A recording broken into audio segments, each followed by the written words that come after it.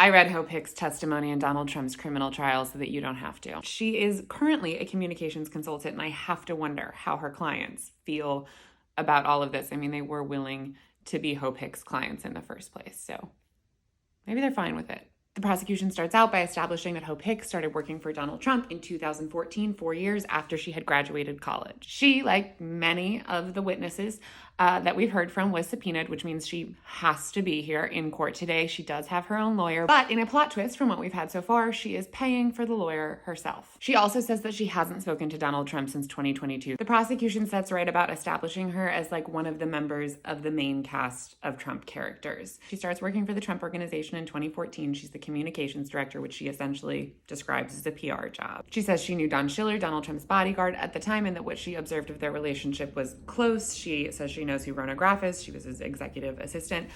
She describes their relationship to be one of mutual respect, and she says the same about Trump's relationship with Alan Weisselberg, the then CFO of the Trump Organization. She also identifies who Michael Cohen is, says nothing about the closeness or respect there. She says that the Trump Org was a family business, so she also knew Don Jr., Eric, Melania, Ivanka, Jared, etc. No mention of Tiffany, never any mention of Tiffany. The prosecution also makes a point to ask who all these people who work at the Trump Organization report to, like who's the main boss.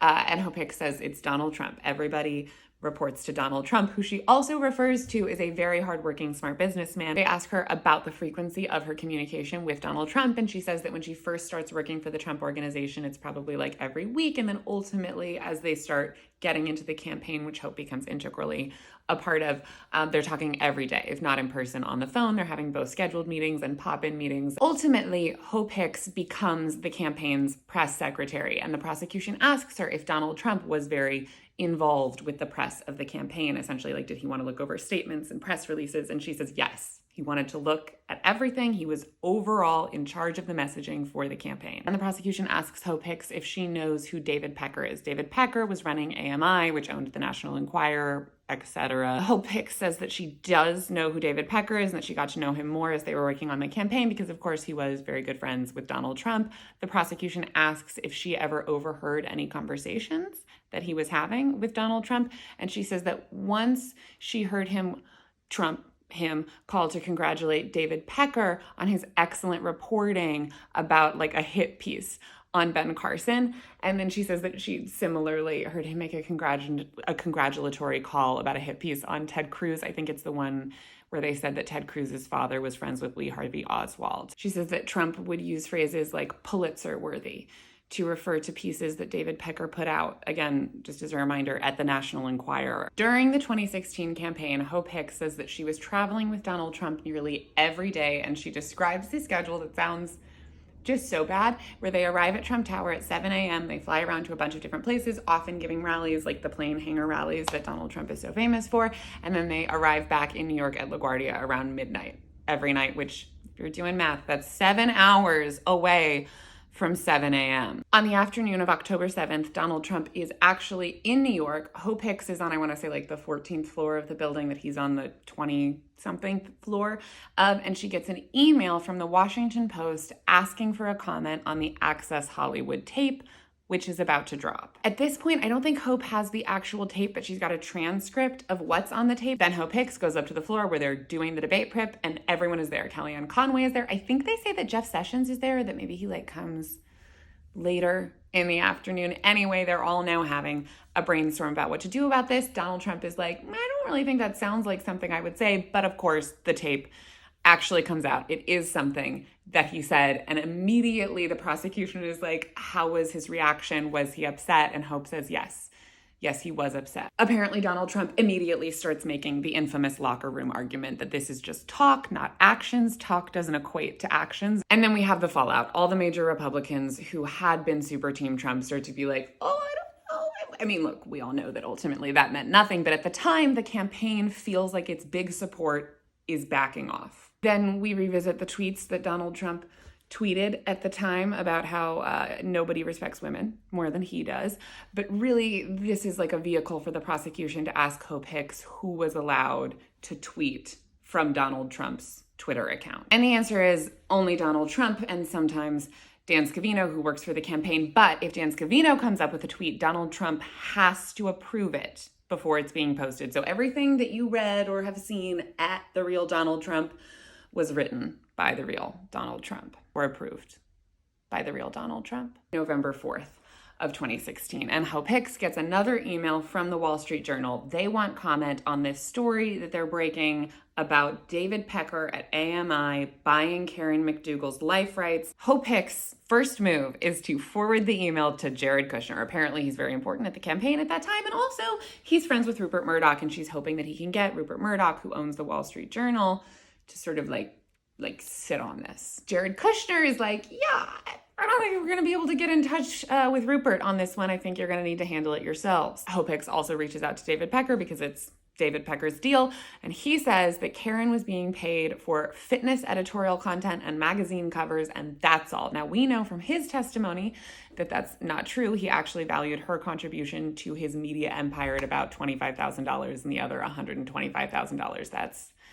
That's hush money. Michael Cohen tells Hope Hicks that they should deny that there's really no teeth to this story. Hope Hicks also says, and this is important because the defense is going to grab right onto it later, that Donald Trump wanted to make sure the papers weren't delivered to the Trump residence the next morning so that Melania wouldn't see this story, as if she doesn't have a phone, I guess. I mean, I'm sure she has a phone. Anyway, the story ends up only getting picked up by, I think they say, like 6 secondary news sites. It doesn't get a lot of traction. It kind of sinks. And Donald Trump ultimately wins the 2016 election. In January of 2017, Hope Hicks starts working for the Trump White House as Director of Strategic Communications, plural. Then she becomes the Communications Director. In 2018, actually right before Hope Hicks ends up taking like a little Fox sabbatical, the Stormy Daniels and Karen McDougal stories resurface. At the time, Donald Trump tells Hope Hicks that Michael Cohen paid Stormy Daniels out of the kindness of his own heart. And then the prosecution asks Hope Hicks if it's her impression that Michael Cohen is the kind of guy who does stuff out of the kindness of his own heart. And she says, I didn't know Michael to be a particularly kind or selfless person. He's the kind of person who seeks credit or a role as attorney general. She doesn't say that, but I think it's kind of like what she means by credit. She also says that she gets the impression that Donald Trump is very glad that he's dealing with this issue now in 2018 and not before the election. When cross-examination starts, the defense says that they want to talk about her role at the Trump Organization, and Hope Hicks immediately starts crying. The way I saw it described was like